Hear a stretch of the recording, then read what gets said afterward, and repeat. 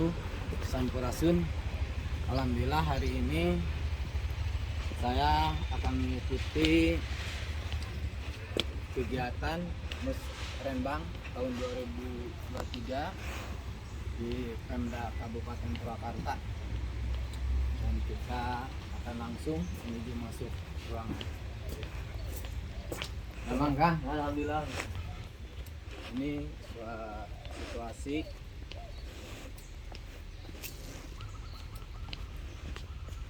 Pemda atau Ibu Bupati Kabupaten Purwakarta.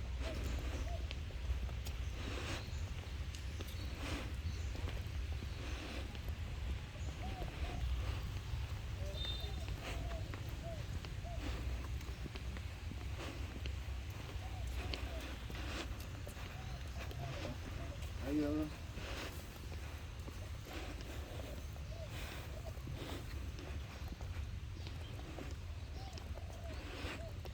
Air mancurnya dia dinyalakan.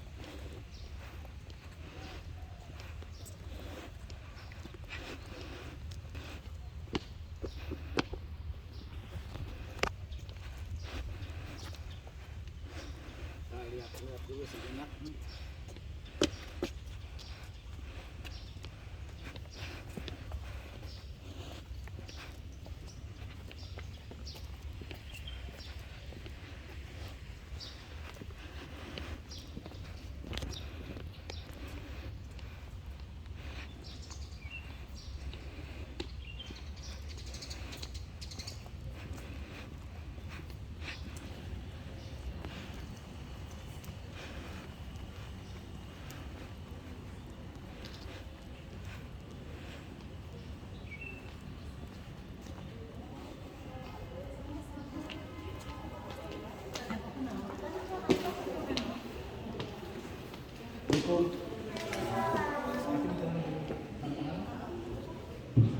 Rasanya kan?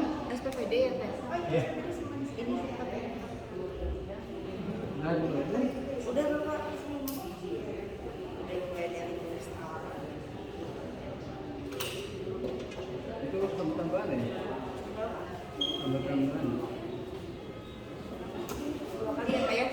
Untuk yang lagi di situ. Ada di luar anak. Ini enggak berapa ya? Karena surat tugas SPPD belum ada. Ya, surat tugas enggak di sini. Ada. Bagian dari tata kelola pemerintahan yang baik dan pelayanan. Enggak, Wilujeng Suping, Ketua DPRD Kabupaten Purwakarta. Hatur nuhun, Pak. Yang telah memberikan kontribusi bagi kepentingan dunia kedokteran Indonesia.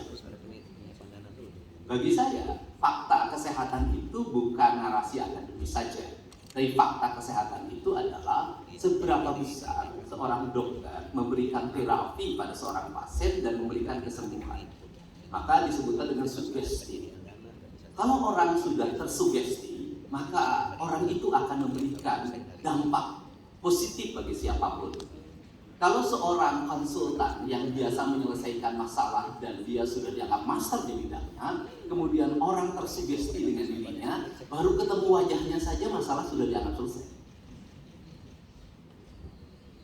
Baru dengar suara sepatunya saja, masalah sudah dianggap selesai. Tapi kalau diri kita sudah tersugesti negatif oleh orang lain, jangankan ngomong, dengar suara sepatunya saja, jantung sudah deg-degan. Baru dengar suara handphone nama dia muncul di layar telepon kita sudah depresi.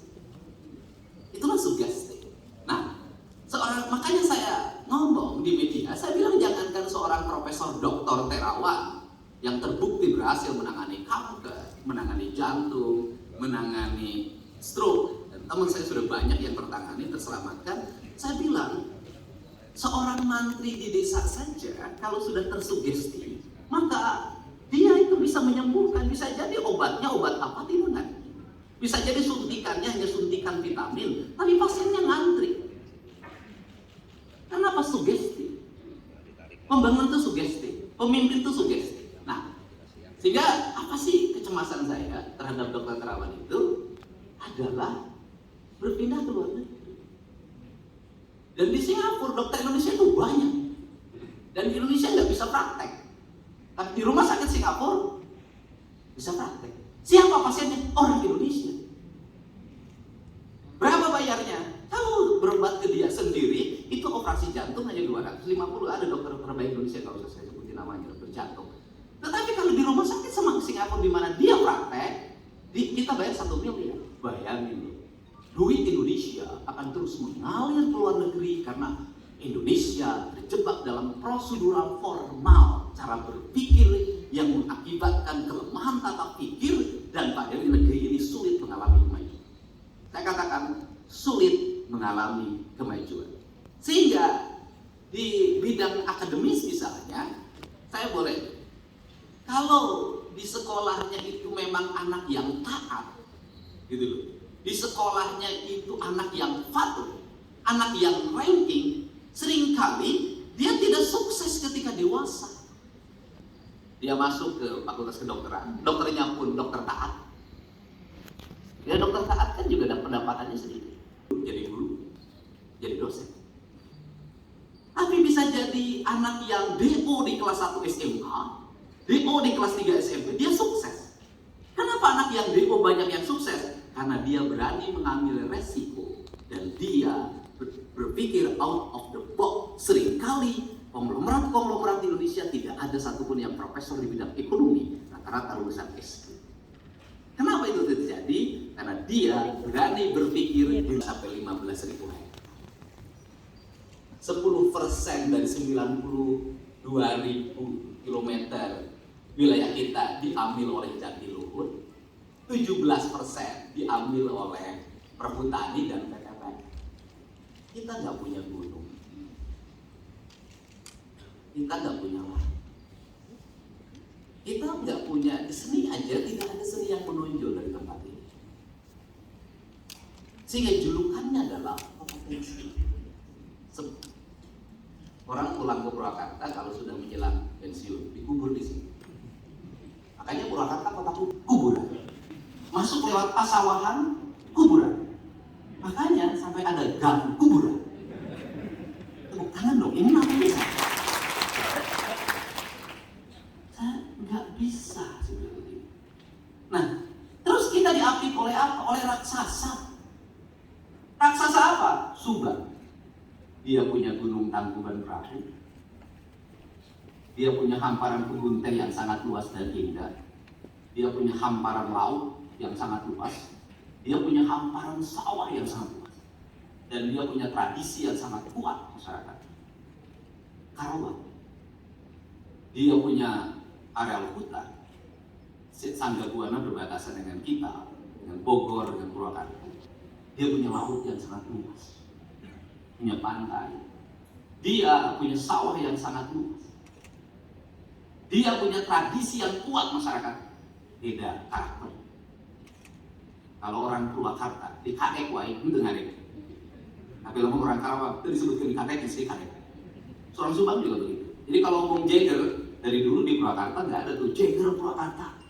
Nggak ada, biasa saja. Tapi kalau udah Jagger Subang, Jagger Karawang itu begitu. Anda masuk lagi Bekasi, raksasa kan? Sawahnya luas, punya laut, berbatasan dengan Jakarta. Anda geser lagi ke sini, ke Cianjur, raksasa lain, punya laut di Cianjur Selatan, punya kebudayaan. Dari mulai budaya Cianjur nanti saya jelasin itu dalam Pancaniti siapa, kenapa saya bikin Taman Pancaniti, siapa Mbak Cikundul itu. Nah, itu punya. Saya katakan Purwakarta. Untuk itu maka saya katakan apa lebihnya Purwakarta? Lebihnya Purwakarta itu memiliki letak strategis. Saya waktu zaman wakil bupati ketika dibuka tol Jakarta Bandung, saat waktu itu saya sampaikan ke bupati, pagi saya bilang di tempat ini yang hidup hanya satu. Rumah makan Padang saya bilang tutup. Rumah makan Jati tutup. Yang satu hidup adalah satu.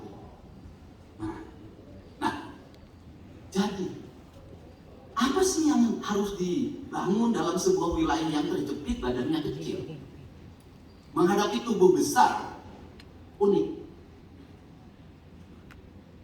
Singapura itu unik. Dia tidak punya buah tapi tempat transit buah. Dia tidak punya bunga tempat transit bunga. Dia tidak punya sumber daya yang melimpah kayak di kita, maka orang-orang pintar kita direkrut di Singapura. Duit korupsinya diterima di tempatnya. Semua barang tidak bisa pergi kirim ekspor kalau tidak lewat Singapura. Dia berhasil mengidentifikasi diri menjadi kelas menengah, menjadi negara perdagangan. Dia tempat penyimpanan uang di negerinya, korupsi adalah musuh, tapi dia menerima uang korupsi di mana-mana. Pintar mengidentifikasi. Judi ada di situ, pengadilan judi dunia, semua. Yang penting duit. Tapi negaranya harus bersih. Duit kotor di tempat lain, boleh ke negaranya. Tapi di negaranya tidak boleh ada duit kotor. Itu namanya politik negara. Nah, maka saya dulu merumuskan, saya bilang, harus ada identitas, identity. Untuk apa identitas ini? Untuk membangun ciri. Saya belajar dari apa? Dari Pak Asep Maskar saya belajar. Ketika saya kuliah di STK, saya belajar ilmu negara. Pak Asep Maskar itu ingat betul menyampaikan dalam ilmu negaranya. Ciri sabumi cara sadesa jawada tutung diritna sacarana lain tepat saja 3. Kalimat itu saya baca berulang-ulang. Apa ini waktu saya usianya masih 20 tahun? Saya bilang, oh ini identitas. Sebuah filosofi kebudayaan Sunda kemudian menjadi sebuah ilmu negara. Berarti negara harus dibangun berdasarkan ini. Maka katakan identitas selalu 4, tanah, air, udara, matahari. Pembangunannya berkarakter. Ketika pembangunan berkarakter, maka negeri ini kiai ngomong di mana-mana, la in sakatum la azidanakum wa la in kafartum inna azabi lasadid. Siapa yang bersyukur kepadaku maka ditambah nikmatnya. Siapa yang kufur itu tertutup pikirannya, tertutup hatinya, maka azab. Saya belajar tentang itu. Ketika belajar tentang itu apa? Saya bilang, matahari terbit di sebelah timur. Kenapa rumah-rumah menutup jendela? Maka kita sudah kufur terhadap matahari. Kita kafir terhadap matahari. Apa yang dilakukan katakan berjendela? Kenapa harus berjendela? Sirkulasi udara masuk. Kenapa tidak boleh kaca? Rawan gempa, rawan bencana. Kaca berbahaya bagi manusia. Saya kalau buat rumah sendiri saya tidak pernah ada kaca. Untuk apa? Sirkulasi ini adalah energi. Energi itu bermanfaat bagi kesehatan. Ujung-ujungnya sirkulasi adalah ekonomi. Ekonominya apa? Kalau gedung sudah dibikin tinggi, ruangannya dibikin terbuka, maka tidak perlu lagi ada, kalau ini kan untuk gedung pertunjukan. Kalau gedung pertunjukan memang harus gelap. Karena nanti bioskop gelap. Ada 2 di situ yang diirit oleh sebuah rumah. Satu dia mengirit listrik, dia siang hari tidak usah nyala. Yang kedua dia ngirit pendingin ruangan, dia tidak perlu lagi itu. Negara tidak perlu biaya pemeliharaan, negara efisien dari itu. Gitu.